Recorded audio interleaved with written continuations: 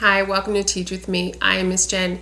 Today we are going to be talking about our holiday Christmas parties, and I'm going to be walking you through how to organize it from start to finish, what activities to do, how to choose the group so that the kids don't feel like they're not being selected, which groups need helpers, which ones need which materials you need at each center, and the best way to organize the kids so that they know where they're going from table to table.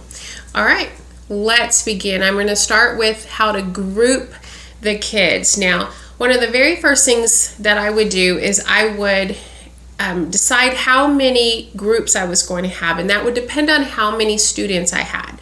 So I usually had about 28, and so when I'm doing party rotations, I don't want there to be more than 4 to 5 in a group, which meant that I needed to usually have between 5 or 6 centers, depending on how small I wanted the groups to be. I tended to do the party right after lunch, before the end of the day.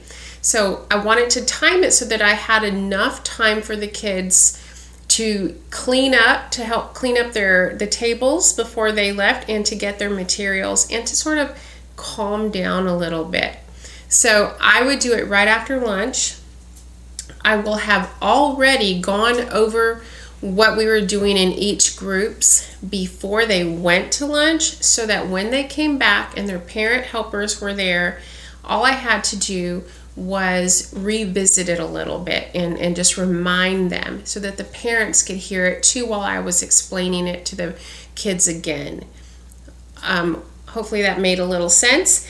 I'm going to first show you how I group the kids so that they don't feel left out when their name is not chosen first. So I'm going to show you how I did this.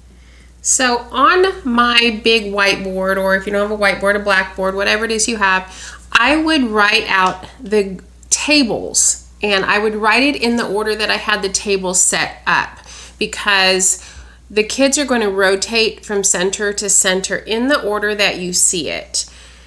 So I would write this order, how I had the tables set up so the kids could rotate in a way that made sense to them. I would choose the name of the first person for each group, and then what would happen is that person would choose the second person. So let's say Anne chose, say Bob, and and they would each choose their person. Well, then when I get back to Bob, to this craft table, Bob is now going to choose the next person. So let's say Bob chose Carla. And then they all go through it. Each group chooses their third person, and then the third person chooses the fourth person. So one person is not choosing everybody. Okay, let's say we get to I'll say Danny. Let's say we get to Danny, and now I have all of these people have chosen, and I still have one more student left. Well, that student, rather than feeling bad because they're the last one, will then get to choose whichever center they want to be at. So then I have my entire group, all my groups already chosen. The names are on the board already, and I'm going to show you what this might look like. So this is what it would look like completed. Pierce was the last one. We had an odd number, so he gets to choose whichever group he wants to start in. And so Pierce is going to start in the pushpin art. Okay, my centers tended to last about 10 minutes. Anyway, my centers tended to run for about 10 minutes each. So if I had 6 centers, that's going to be an hour for my rotations. So what I would do to signal when centers were done is I would be playing Christmas music during the party, and then I would turn off the music. The kids would know that meant to stop, clean up, stand up behind their chairs. And then when I rang the bell, they would go to the next center. So craft center would go to the bingo table, the Christmas bingo table would go to the food table would go to the pushpin activity, pushpin would go to the art, and art would go to the dreidel. So I'm going to show you how to do all of these But that's how I would rotate it. This would take a little more than about an hour and maybe 20 minutes by the time that we were done. You have to make sure that you keep it short enough for them to not get bored and start wanting to wander, because I don't let them wander, because remember, this is close to Christmas. Kids are a little antsy and they're hard to control as it is, especially kindergarten, and so this really needs to be very structured. I keep this up on the board the entire time so that the parents who are helping me with centers can see, okay, which table goes next. So my kids that I'm working with are at the craft table. I need to help them know that they go to the bingo table next. So what I would say is, once they were standing up, I would say, okay, boys and girls, point to where you're going next. And they would go. They would point to where they were going. That gave me a quick visual on who was going where. So I hope this part was easy. Now I'm going to go over the different ideas for these different tables. Now for the craft table, it took me many years to find something that the kids could do, that they could take home, hang it on a tree. This is a candy cane ornament that they could do in a short amount of time, and that was user friendly, so that any parent helper I put on the table could easily jump in and help them. And so let's begin. This is what you need for this. You need pony beads. For this many kids, this usually took about 2 bags of red and 2 bags of white, and you would have some left over, of course, but you always need to have more than less. If you had kids that celebrated Hanukkah, I still did this. But I also put out blue beads for them in case they wanted to do one that was in Hanukkah colors. Okay, so really quickly, oops, I missed one thing that you need. You also need pipe cleaners, and you can do this with any color. You can do it with white, red, or this one is a striped one, so this is 2 twisted together, so it's a little sturdier. So just as a quick little demonstration, I'm not going to do the whole thing, but I'm going to show you something. You're going to have the kids twist one little end, bend it up so that the beads cannot come off.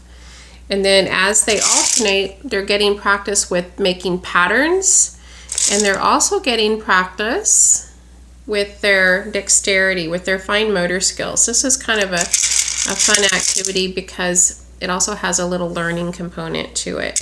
And you can see if you get the twisty one, pipe cleaner, it also has a pattern on it already, and this one can help the kids that are having trouble with patterns. Yes, I realize I missed a step here. I missed a red, so in case somebody was seeing that and saying you didn't do your pattern correctly, I know, I'm sorry. Anyway, once it's folded, once it's complete, they're going to fold the other end so that the beads don't come off, and then they're going to kind of shape it into a candy cane. Now the other thing you're going to need at that center is a Sharpie and a box of Ziplocs, because you want them to be able to have something to put this in, because once they're all done, everybody's candy canes are going to look exactly the same.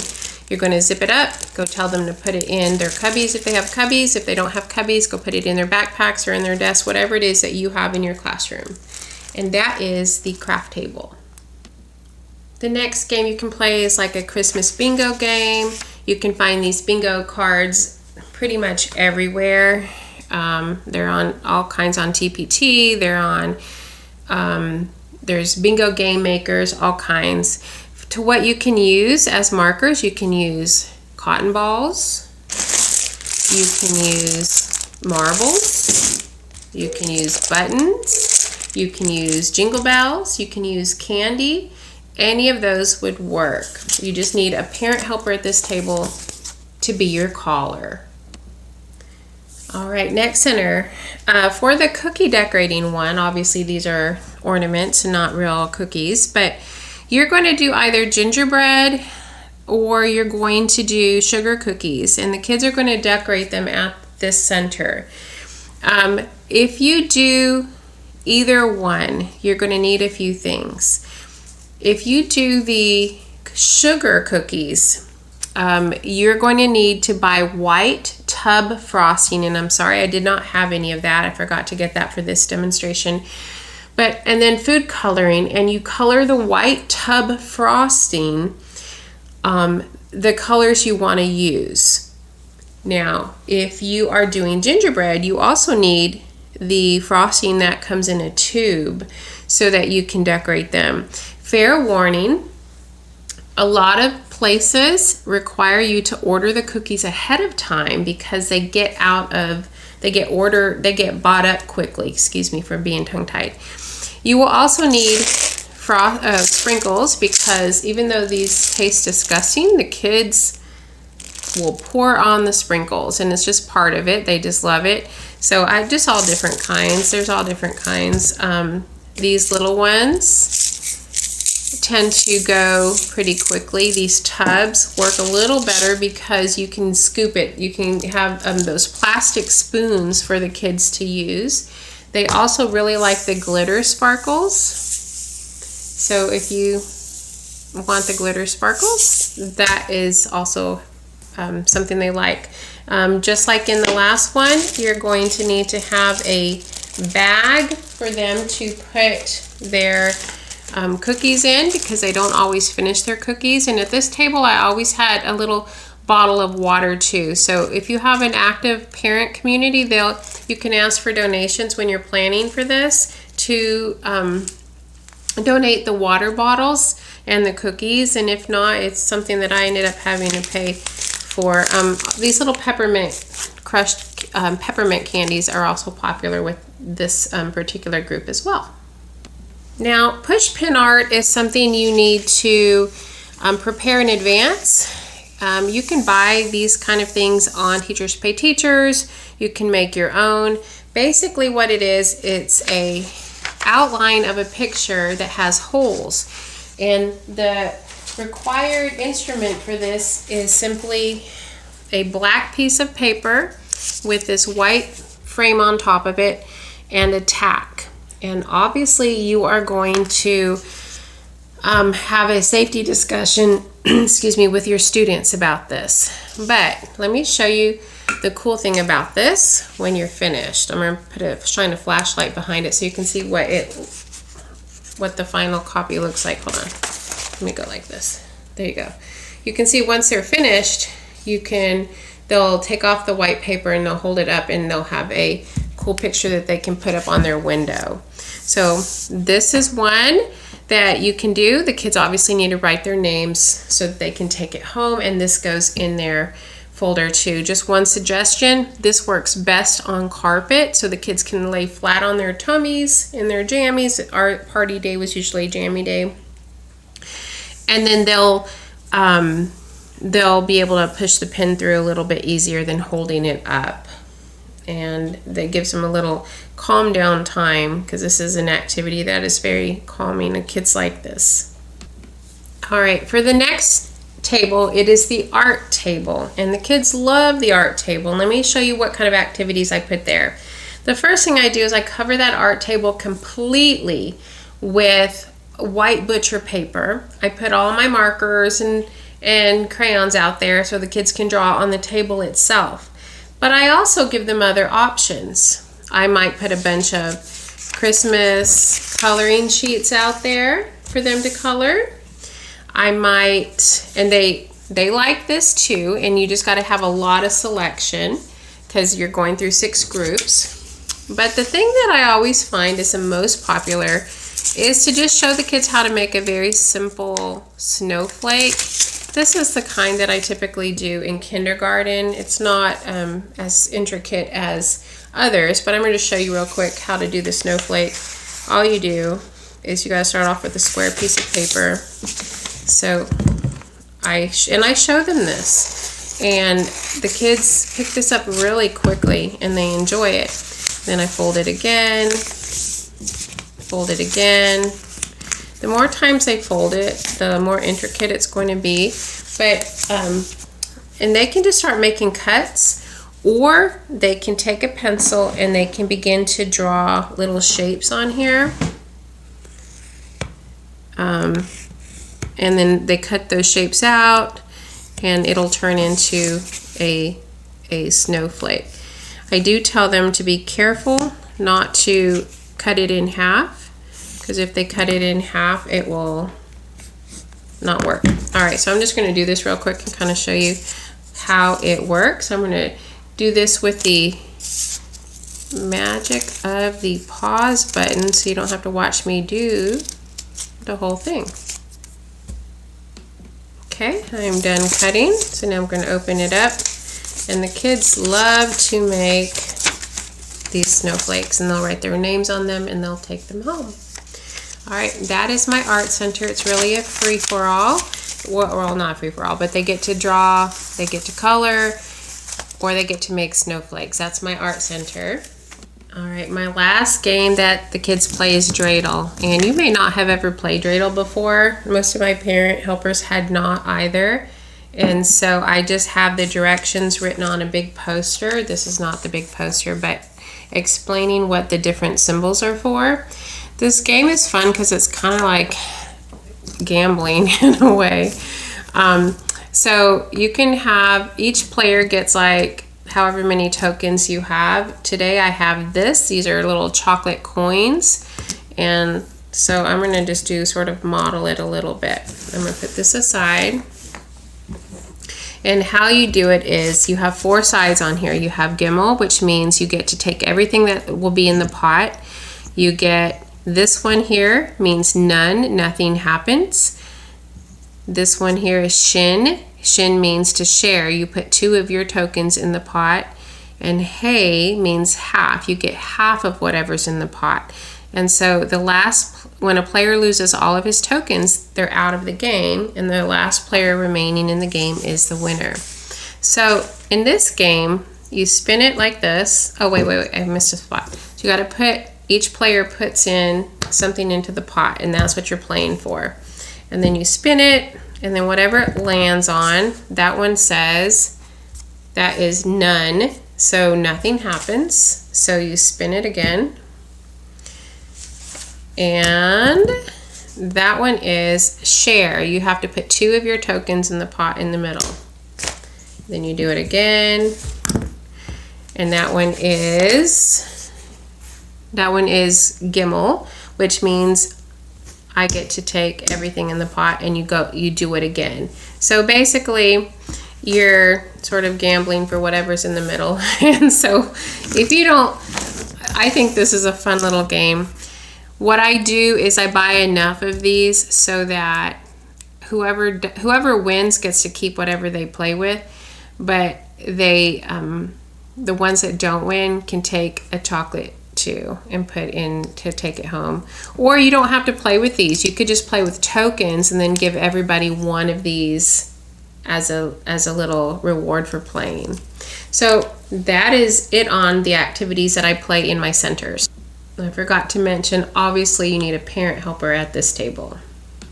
Now just to follow up, each center is about 10 minutes. You've got a parent helper at the dreidel table, at the craft table, at the food table, and at the game table, the Christmas bingo table. You can have the push pin and the art center on their own. I, as the teacher, would try not to be confined to a table, because then I can't monitor rotations. I can't make sure everyone is on target. I can't do the music. It's easier if you have enough helpers so that you don't have to be confined to a table as the teacher. And let's see, the signal, like I said, I always played Christmas music. The Beach Boys Christmas theme is a really good one. I always made it a pajama day. And looking at my notes to make sure, you would have, once the music turns off, that's their signal to clean up, stand up, and your signal for them to transition once you say where you're going is, mine was a bell. So then they would, once I rang the bell, then they know they went to their next center. I would make sure everybody was at their center and then turn the music back on. Rules, the kids are not allowed to go to the next center until the teacher said so. And you need bags for the centers that have things that they can keep, the cookies, the ornaments, any of the chocolate.